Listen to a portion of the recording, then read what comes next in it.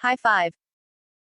Another weekend of action-packed fights have come and gone after UFC Vegas 19 blew the roof off UFC Apex in Las Vegas, Nevada, which saw several fighters go home feeling the post-fight blues.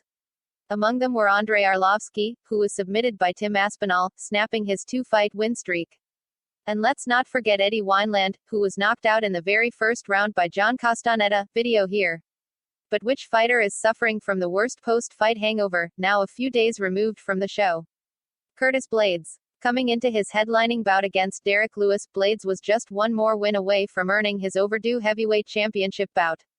After all, Razor had been putting in plenty of work, going 9-2-1 since 2016 with his two defeats coming at the hands of Francis Ngannou.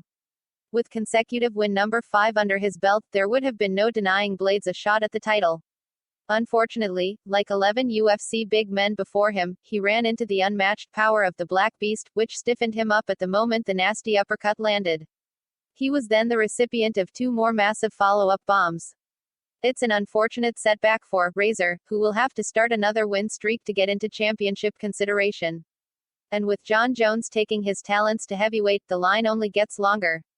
But that's the fight game, you can be so close to reaching the promised land only to get shut down at the door. Let's not get it twisted, Razor was looking sharp up until getting slept.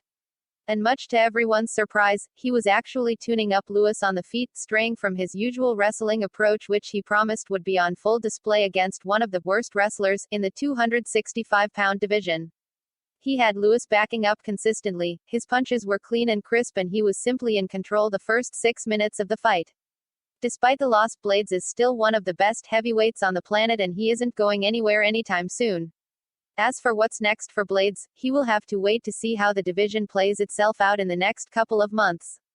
If Stipe Miocic loses to Francis Ngannou at UFC 260 in a few weeks, I would love to see him face off against Razor.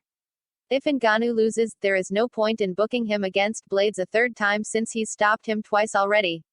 He can always face off against the loser of the upcoming 265-pound matchup between Jairzinho Rozenstruik and Cyril Gane, 2 of the few big men Blaydes has yet to face inside the octagon. For complete UFC Vegas 19, Blaydes vs. Lewis results and play-by-play, click here. Punch the like button and kick the subscription bell.